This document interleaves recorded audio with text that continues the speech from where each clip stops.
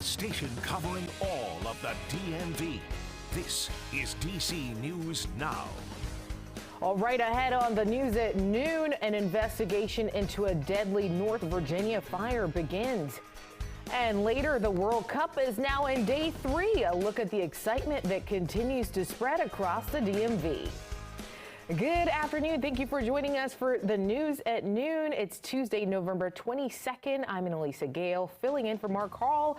Meteorologist Scott Sumner also filling in with me. He's joining us with the latest look at the forecast. Scott, we're just about a day away from Thanksgiving now, so people should be out shopping. Yeah, I would think so, Annalisa. Yeah, we'll be looking at a very similar day as what we had yesterday across the region. Lots of sunshine like yesterday.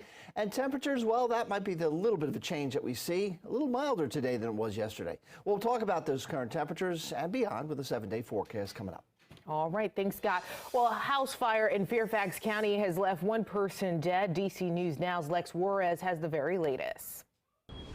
Well, we're getting a better look at the damage to this home. You can see it right there on the right side of the house where the fire was.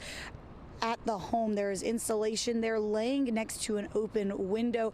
Clearly that has been damaged, and then you can see part of the roof that is broken in with the shingles, and that's another place where the fire was damaging the inside of this home. Now, fire crews were called out here late on Monday night. They were still out here around midnight last night checking for hot spots and inside of the home. Fire crews that responded to the scene did find one person inside of the home. That person was dead. They do believe that the person did live inside of the home. It's a relatively small house. I wasn't on the interior, but yeah, really difficult. Fire investigators and fire marshals were still out here on the scene throughout the morning and still into the afternoon hours on Tuesday today. So they will still be investigating and letting us know any updates as soon as they have them. They are obviously working to find out how the fire started, and any updates they are able to give us, we will bring you both here and online. But for now, in Fairfax County, I'm Lex Juarez, DC News Now. Dozens of people in D.C. took part in a vigil to remember those killed in the Colorado massacre. The mayor's office of LGBTQ affairs organized the event, which took place in DuPont Circle. A moment of silence was held for each of the 5 people killed at Club Q on Sunday. It was a time to grieve and reflect, but there was also a lot of frustration from speakers. They want laws to change and politicians to stop using harmful rhetoric. I do think it's important to have a public witness where we grieve together, where we come together to say this is not okay, and that we are absolutely committed to the safety of our young people, of the LGBTQ community.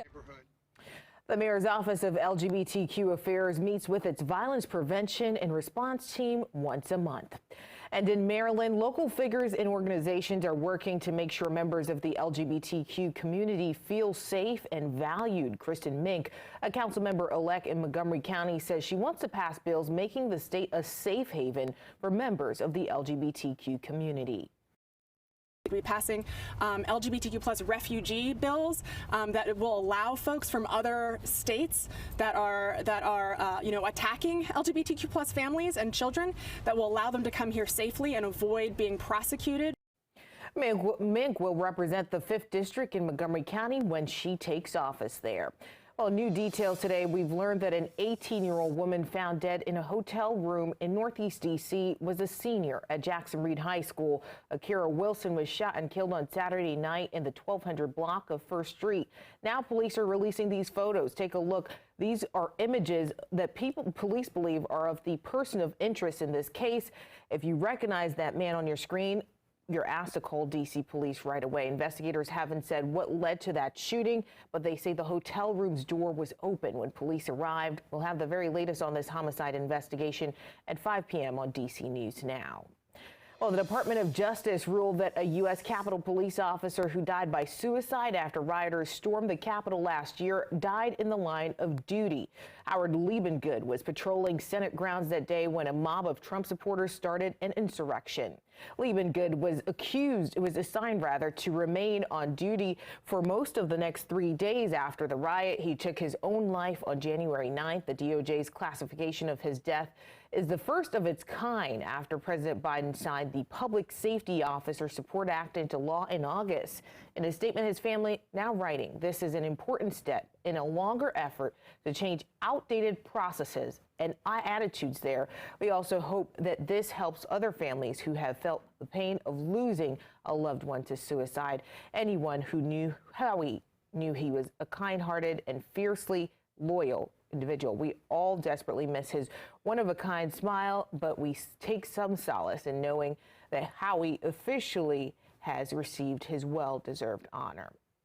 Also developing, the woman believed to have stolen House Speaker Nancy Pelosi's laptop on January 6th has been convicted on federal charges. Riley June Williams of Pennsylvania has been found guilty of 6 charges. However, the jury was deadlocked on charging her with aiding and abetting the theft of said laptop, among other charges. Since the laptop was never recovered, Williams bragged online about stealing the speaker's laptop to sell it to Russia, though she said it was made up and she never stole anything. She's now waiting to be sentenced. Well, President Biden issued the second Thanksgiving turkey pardon in his presidency, spearing 2 birds from North Carolina.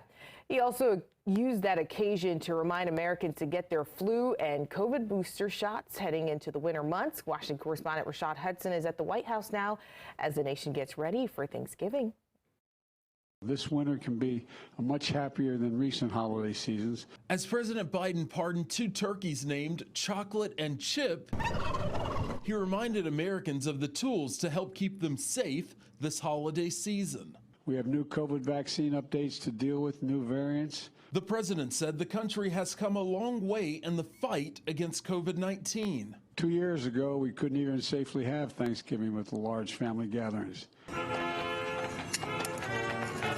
And to get even more into the holiday spirit, First Lady Jill Biden welcomed the official White House Christmas tree Monday, an 18.5-foot fir from a Pennsylvania farm.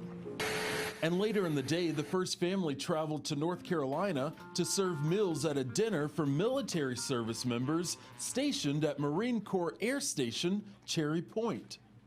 Military is family. 1% of you represents 99% of the public. And that was Rashad Hudson reporting there again. Later today, the White House COVID team will brief reporters on the latest from the administration. Well, Vice President Kamala Harris has visited a western Philippines island province at the edge of the South China Sea. The island is in the disputed waters, with China claiming it as their own. Here is how the vice president described the purpose of her visit.